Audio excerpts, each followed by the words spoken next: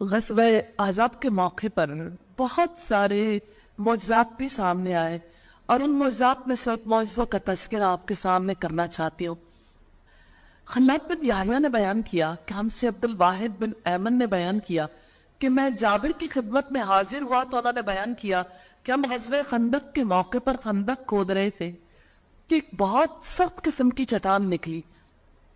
صحابہ رسول اللہ کی خدمت میں حاضر ہوئے، آپ سے عرض کی کہ خندق میں ایک چٹان ظاہر ہو گئی۔ رسول اللہ نے فرمایا میں اندر اترتا ہوں۔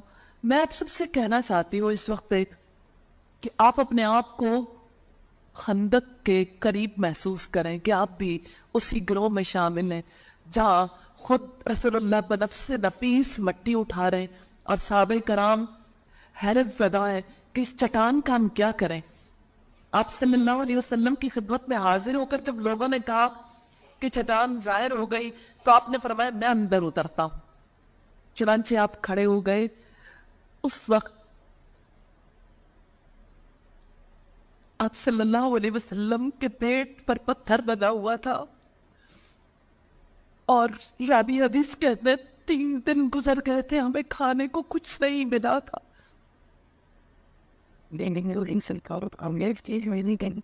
آج بھرے ہوئے پیٹوں کے ساتھ، اتنی آسائشوں کے ساتھ، اتنے عذر کرتے ہیں۔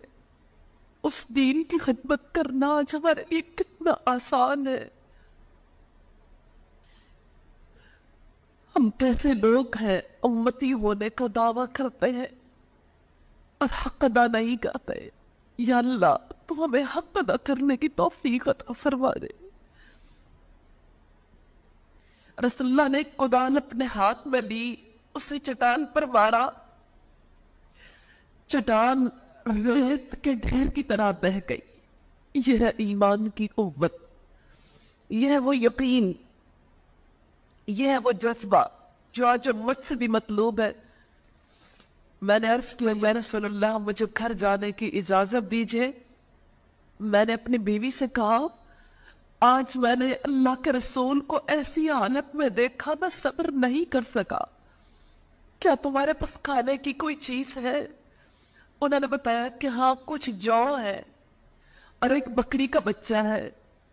میں نے بکری کے بچے کو ذبح کیا، میری بیوی نے ایسے کیا کہ جو کو پیس ڈالا، پھر گوشت کو ہم نے چولہے پر ہانڈی میں رکھا اور میں رسول اللہ کی خدمت میں حاضر ہوا۔ آٹا گوندا جا چکا تھا، گوشت چولہے پر پکنے کے قریب تھا۔ رسول اللہ سے میں نے عرض کیا گھر کھانے کے لیے مختصر کھانا تیار ہے، یعنی تھوڑا سا کھانا ہے، آپ کھا لیجئے۔ آپ اپنے ساتھ 1-2 آدمیوں کو لے کر تشریف لے آئے۔ رسول اللہ نے دریافت فرمایا کتنا ہے؟ میں نے آپ کو سب کچھ بتا دیا کہ تھوڑے سے جو ہے اور تھوڑا سا گوشت ہے۔ آپ نے فرمایا یہ تو بہت ہے، نہایت عمدہ اور طیب ہے۔ پھر آپ نے فرمایا اپنی بیوی سے کہہ دو کہ چولہے سے ہانڈی اتار دے اور تنور سے روٹی نکالے، میں ابھی آ رہا ہوں۔ پھر صحابہ سے فرمایا سب لوگ چلیں۔ پھر سب انصار اور مہاجرین تیار ہو گئے۔ جب جابر گھر پہنچے تو اپنی بیوی سے انہوں نے کہا اب کیا ہوگا؟ سورت کے آغاز میں ہم نے توکل کی بات پڑھی ہے، اور توکل کے بہت سارے مظاہر عملی طور پر لوگوں نے دیکھے۔ بہرحال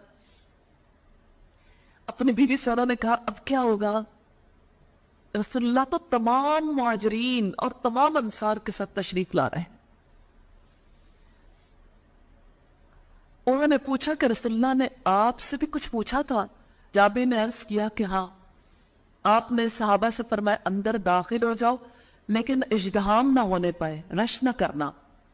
اس کے بعد روٹی منگوائی، چورا کیا، گوشت پہ ڈالنے لگے۔ ہانڈی اور تنور ڈھکے ہوئے تھے۔ رسول اللہ نے اسے لیا اور صحابہ کے قریب کر دیا۔ پھر آپ نے گوشت اور روٹی نکالی۔ اس طرح صحابہ کھاتے رہے۔ آپ برابر روٹی کا چورا کرتے جا رہے تھے، گوشت اس میں ڈالتے جا رہے تھے، یہاں تک کہ تمام صحابہ نے پیٹ بھر کر کھانا کھا لیا اور کھانا بچ گیا۔ آخر میں آپ نے فرمایا اب یہ کھانا تم خود کھاؤ اور لوگوں کے لیے یہاں ہدیہ بھیجو، کیونکہ لوگ آج فاقے میں مبتلا ہیں، یعنی اور لوگوں کو بھی کھلاؤ۔ بخاری کی 4101 نمبر روایت ہے، وَمَن يَتَوَكَّلْ عَلَى اللَّهِ فَهُوَ حَسْبُهُ وَيَرْزُقُهُ مِنْ حَيْثُ لَا يَحْتَسِبُ۔